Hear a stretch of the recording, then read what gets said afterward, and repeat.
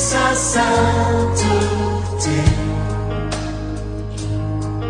L'univers crie sa majesté. Chantons gloire et puissance, force et louange à l'agneau immolé. Bonjour frères et sœurs, nous rendons grâce à Dieu pour notre culte de ce matin et nous magnifions le Seigneur parce que ce mois est un mois de pleine visitation et nous bénissons le Seigneur parce que c'est un mois de récolte, des grandes récoltes. Seigneur, nous te bénissons pour ce mois de septembre. C'est vraiment un mois de grande récolte. Seigneur, nous allons récolter de façon surnaturelle. Nous allons récolter ce qu'on n'a jamais vu, au-delà de toute mesure. Et nous bénissons ton nom, parce que c'est ça ton plan pour nous. En chaque période, Seigneur, tu réserves des grâces particulières à ton peuple. Et c'est nous qui constituons ton peuple. Maintenant, Seigneur, que nous allons écouter ta parole. Nous avons un merveilleux partenaire qui s'appelle le Saint-Esprit. Nous bénissons ton nom, Seigneur, parce que son ministère est à l'œuvre pour appliquer sa parole dans nos vies, mais surtout pour manifester la puissance de cette parole. Merci aussi pour la foi surnaturelle qui attrape chaque vérité.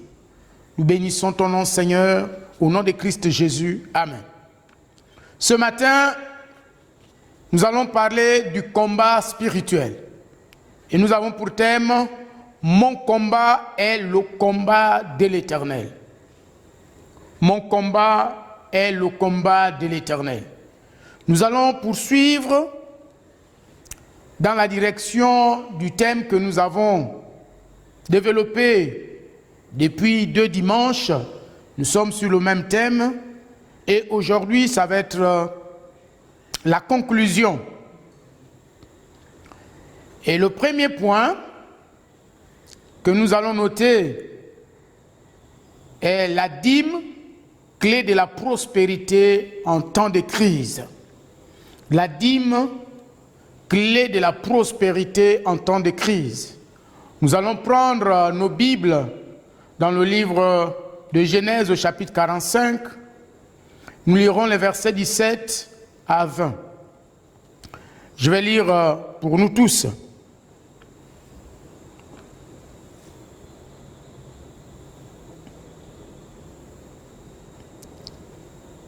Pharaon dit à Joseph, dis à tes frères, faites ceci, chargez vos bêtes et partez pour le pays de Canaan. Prenez votre père et vos familles et venez auprès de moi.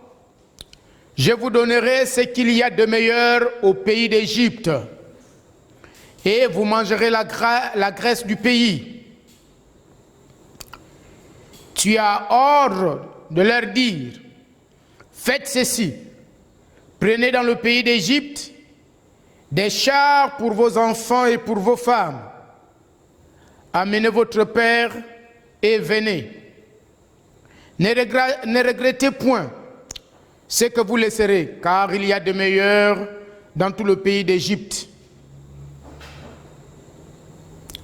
Et cela sera pour vous, car ce qu'il y a de meilleur dans tout le pays d'Égypte sera pour vous.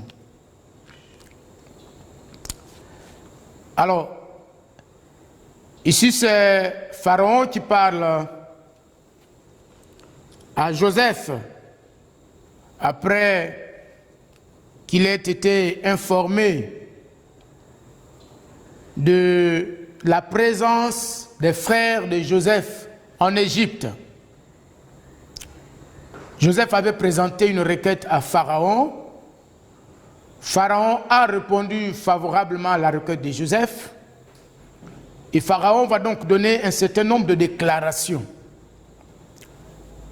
Et des déclarations assez fortes. Mais de quelles déclarations nous pouvons tirer des leçons spirituelles qui vont nous aider en tant que peuple de Dieu? Vous savez, le Saint-Esprit m'a montré que l'Église vit en deçà de ce que Dieu a prévu pour elle. En réalité, les grâces de Dieu pour son Église, pour son peuple, sont des grâces surabondantes. Elles sont extrêmement surabondantes.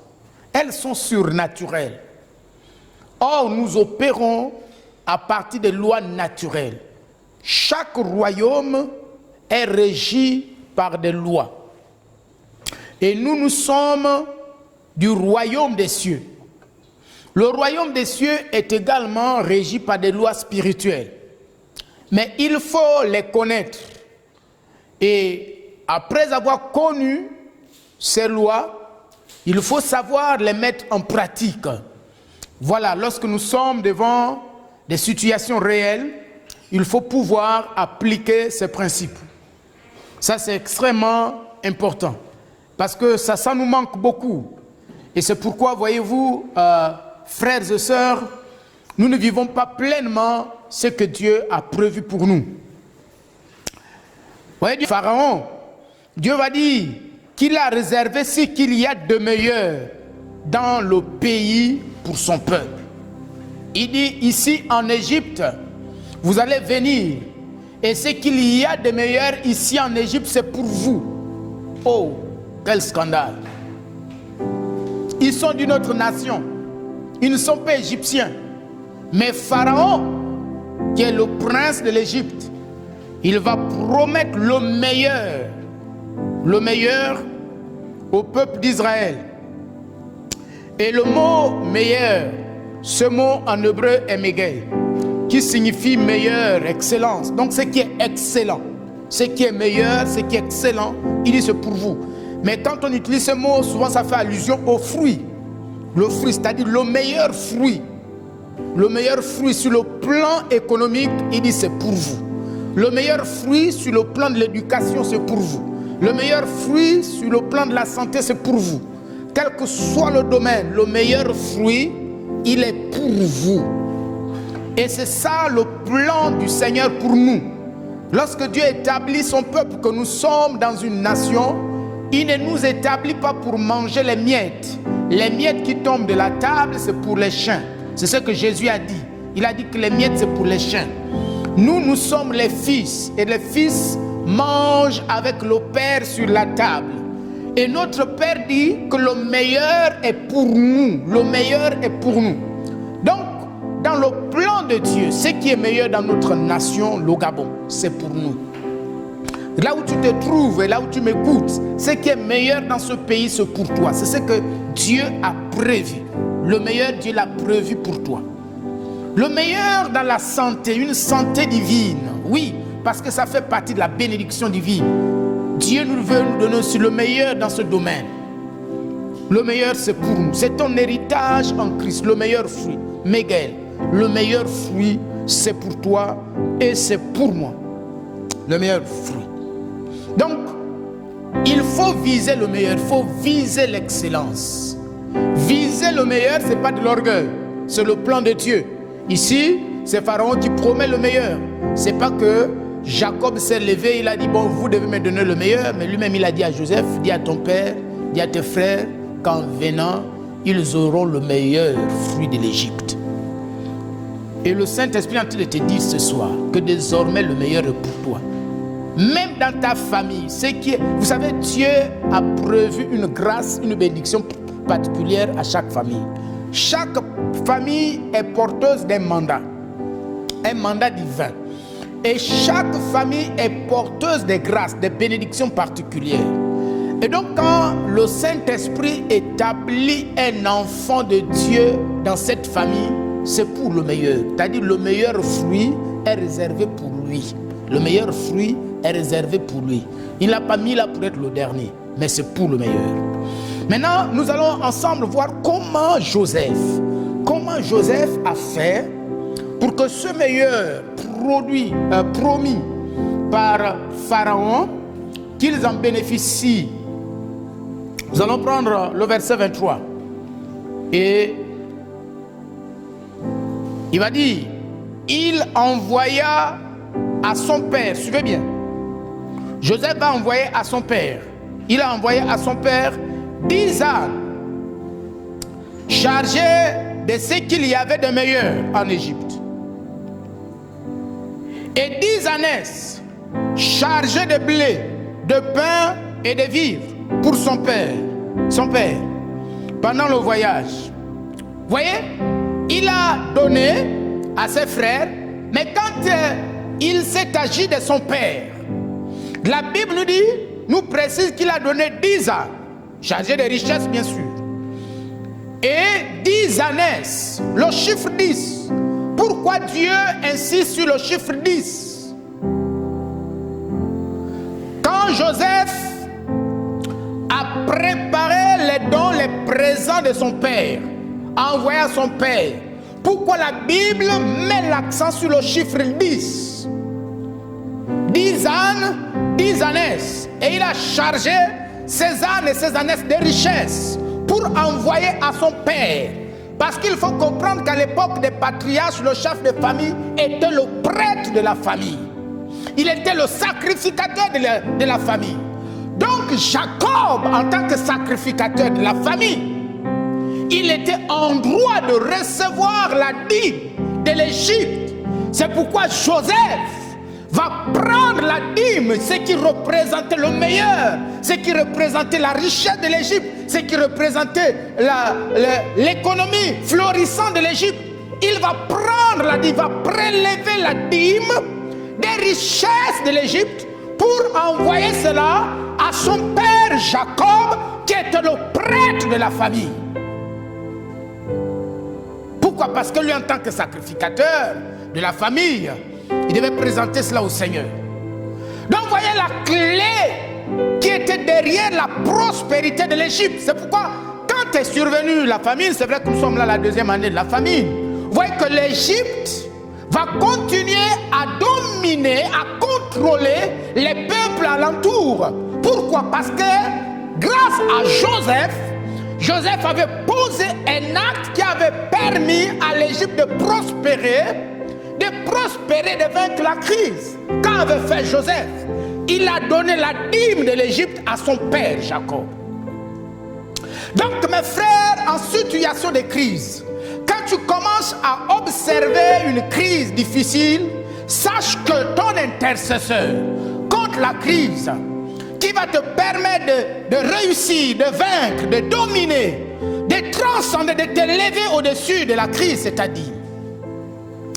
Vous savez, pendant le coronavirus, j'ai vécu une expérience extraordinaire à l'église où je suis. Nous avons vécu une croissance exponentielle. La moyenne de notre effectif était jusque-là à 400 et quelques personnes. Ça, c'est nos effectifs. Et quand nous prenions nos annexes, nous allons à 500, parfois 600. Mais pendant la période du coronavirus, pendant que nous étions dans le confinement total, nous sommes passés de cette moyenne à 850 participants réguliers à nos cultes de maison. Donc vous voyez, pendant une situation de crise, nous avons prospéré.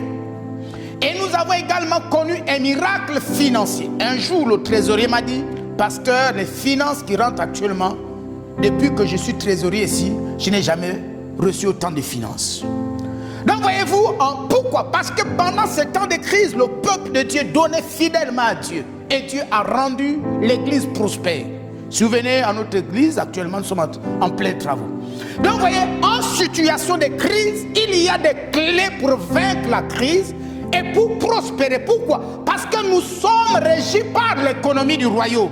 Mais notre problème, c'est que nous n'avons pas compris que nous opérons à partir d'autres règles, les règles du royaume. Nous utilisons toujours les règles à travers lesquelles le monde opère. Non, nous avons nos règles, les règles du royaume. Nous opérons par la voie de l'esprit de vie en Jésus-Christ et qui fonctionne par la foi. Donc, retenons de ce premier point que ce qui a permis à Israël en Égypte et surtout à l'Égypte, de prospérer pendant la situation de crise qui avait frappé le monde pendant 7 ans, c'est grâce à l'acte que Joseph avait posé. Joseph avait pris la dîme de l'Égypte. Pharaon a déclaré, mais Pharaon n'avait pas la clé. Il a déclaré, dit, le meilleur c'est pour vous. Mais Joseph savait comment faire venir ce meilleur, comment manifester ce meilleur en situation de crise. Il va prendre la dîme, tout ce qui représentait, voilà. Si nos nations pouvaient connaître que la dîme, si nos nations pouvaient payer la dîme de l'économie des pays dans les églises, nos nations seraient prospères. Malheureusement, ils ne connaissent pas ça. Alors, donc, Joseph avait la clé, il a utilisé la clé, et laquelle clé? La dîme. Alors, je ne sais pas, peut-être il y a un domaine de ta vie où tu vis une crise. Tu vis une crise, alors le Saint-Esprit te donne la clé. La clé, c'est là. Là, dans ce domaine, la clé, ce n'est pas la prière. Parce que la prière ne répond pas à tout. Il y a des domaines où il faut prier, mais il y a des domaines où il faut appliquer les principes. Et si le principe appliqué, c'est celui donc de la dîme. Nous allons terminer avec notre deuxième point. La dîme, c'est également une arme spirituelle contre le dévoreur. Contre le dévoreur. Nous trouvons cela dans Malachie. Malachie 3, du verset 10 au verset 13. Apportez à la maison du trésor toutes les dîmes, afin qu'il y ait de la nourriture dans ma maison. Mettez-moi de la sorte à l'épreuve, dit l'Éternel des armées. Et vous verrez si je n'ouvre pas pour vous les écluses des cieux. Si je ne répands pas sur vous la bénédiction en abondance, pour vous, je menacerai celui qui dévore, et il ne vous détruira pas les fruits de la terre, et la vigne ne sera pas stérile dans vos campagnes, dit l'Éternel des armées. Toutes les nations vous diront heureux, car vous serez un pays de délices, dit l'Éternel des armées. Ça, c'est la deuxième clé. En tout cas, une autre manifestation de la dîme dans le combat, de situation encore de combat spirituel. Nous voyons Dieu, il dit apporter à la maison du trésor. Ici, l'image c'est le temple, parce qu'à leur époque c'était le temple. Et la maison du trésor, c'est là où étaient les sacrificateurs. Donc il dit apporter à la maison du trésor toutes les dîmes, afin qu'il y ait de la nourriture dans ma maison. Vous voyez, il insiste sur la maison. La maison revient 2 fois dans le passage. Donc, il insiste sur la maison du trésor. Donc, dans l'Ancien Testament, le temple constituait la maison du trésor. C'est le temple. Le temple. Jean 2, le verset 16. Vous voyez, c'est le Seigneur qui dit que sa maison, donc le temple, sera appelée une maison de prière. C'est après qu'il ait chassé ceux qui vont au temple. Mais dans la nouvelle alliance, l'église, le corps de Christ, c'est-à-dire la communauté, constitue la maison de Dieu. La communauté constitue la maison de Dieu. L'église locale, le peuple, pas le bâtiment, mais le peuple. L'église locale constitue la maison de Dieu. Le ministère. Pourquoi? Parce que c'est ça la maison du trésor. À l'intérieur de l'église locale, puisque l'église est chargée, est enrichie des dons spirituels. L'église est enrichie des ministères. Donc, tous ceux qui sont là, ils ont certainement des besoins, ils ont certainement des défis, ils ont certainement des domaines où ils veulent voir Dieu. Ce que le Saint-Esprit fait dans sa sagesse, c'est que il va enrichir l'église des différents ministères, de sorte que lorsqu'un besoin se manifestera, se présentera, qu'il soit pourvu grâce à la présence d'un ministère. Peut-être la présence des intercesseurs qui vont prier pour lui, ou à la présence du comité de délivrance qui va délivrer ce dernier, la présence de ceux qui font l'évangélisation, qui vont aller prêcher l'évangile. Donc Dieu enrichit l'église, la communauté, la maison de Dieu, c'est la maison du trésor. Elle est enrichie de toutes sortes de trésors divins. Et il va permettre que cette maison de Dieu soit gérée par une onction, par un ministère. Dieu va établir un ministère ou des ministères, hein, voilà, qui vont gérer, coordonner toute cette richesse que Dieu a donnée à l'Église. Donc voilà la maison du trésor, c'est la communauté, ce sont les différents ministères qui gèrent l'Église, les différentes onctions que Dieu a établies pour gérer l'Église. Voilà la maison de Dieu, l'Église. Et pour Dieu, lorsque quelque chose manque à sa maison, ce qu'il va faire, c'est vérifier si nous avons fait ce que nous doit faire. Et lorsque nous ne faisons pas ce qu'on doit faire, alors c'est que des problèmes. Ça veut dire quoi? Ça veut dire que nous perdons, la muraille de protection se croule, comme il est dit dans Néhémie, que la muraille de Jérusalem avait des brèches. Donc il va y avoir des brèches dans nos vies. Il va y avoir des brèches dans nos familles. Il va y avoir des brèches dans nos commerces. Il va avoir des brèches dans notre santé. Il va y avoir des brèches dans nos entreprises. Pourquoi? Parce que nous n'avons pas honoré la maison du trésor. Mes frères, quand vous méprisez l'Église, quand vous reléguez la maison du trésor au second plan, c'est le Seigneur que vous reléguez au second plan. Pourquoi? Parce que l'Église, c'est le corps de Christ. Il est la tête et le reste, c'est son corps. Donc, quand vous méprisez l'Église, vous reléguez l'Église au second plan.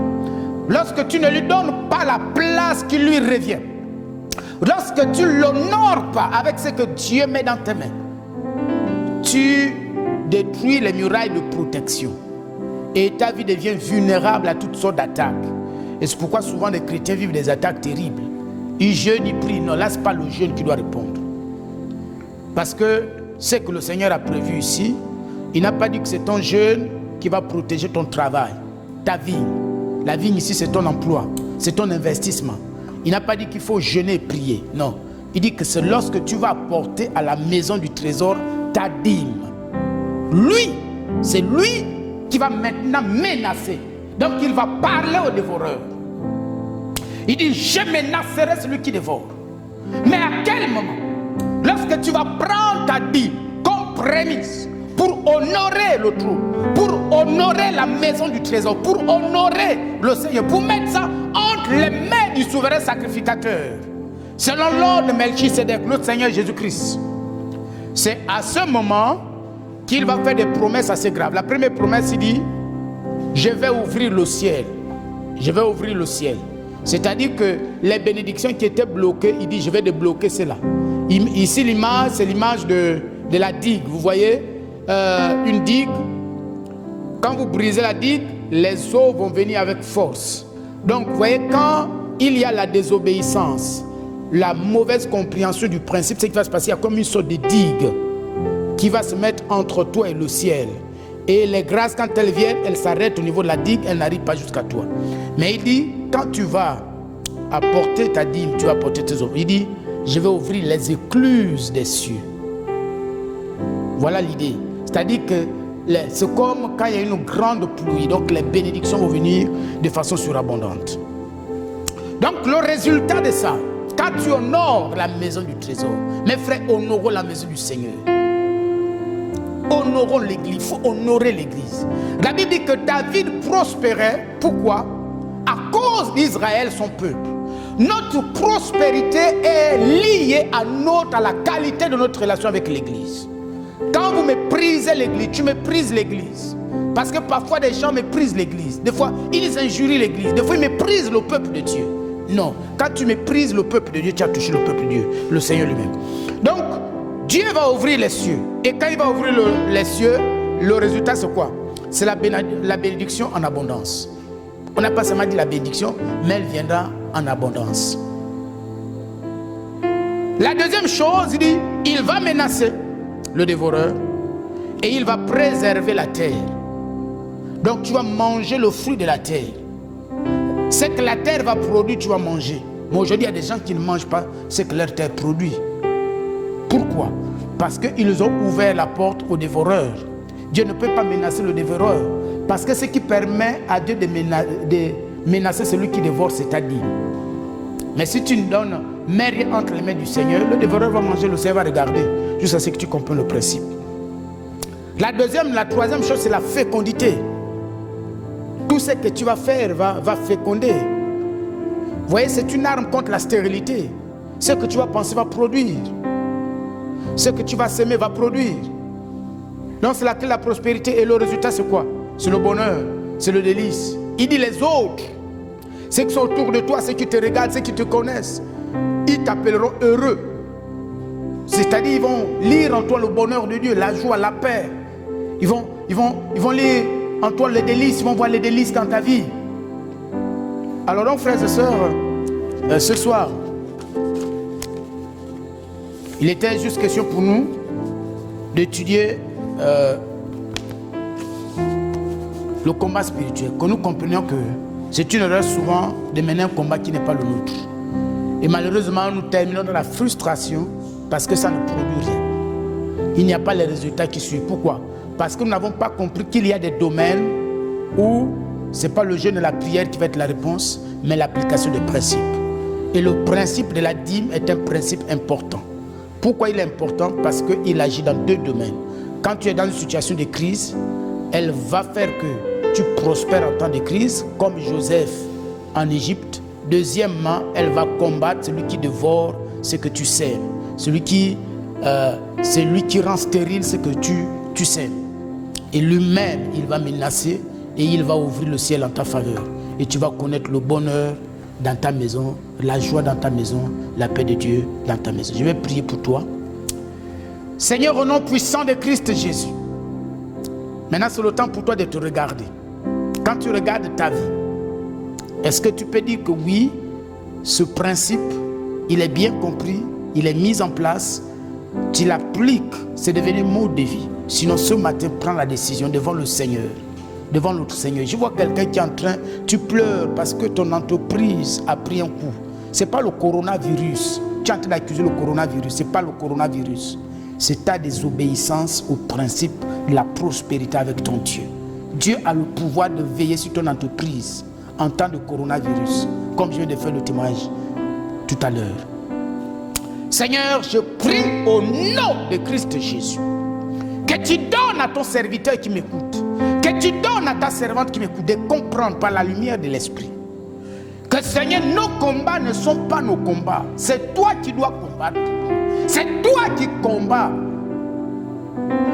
Tu es le chef d'armée d'Israël. Tu es notre chef d'armée. C'est toi qui as vaincu les dominations et les autorités. Ce que nous avons à faire, c'est simplement, Seigneur, appliquer les principes. Et toi-même, tu rentres en scène. Et nous contemplons ta victoire. Seigneur, je te bénis parce que je suis persuadé que mon frère et ma soeur, au sortir de cet enseignement, ils ne seront plus jamais les mêmes. Sois béni au nom de Christ Jésus. Amen. Alors, bon dimanche à tous. Merci d'être venus au culte de ce matin et nous allons nous retrouver à notre émission hebdomadaire le mercredi à 16h, à notre émission L'heure du miracle. Merci. Tous les anges s'assemblent.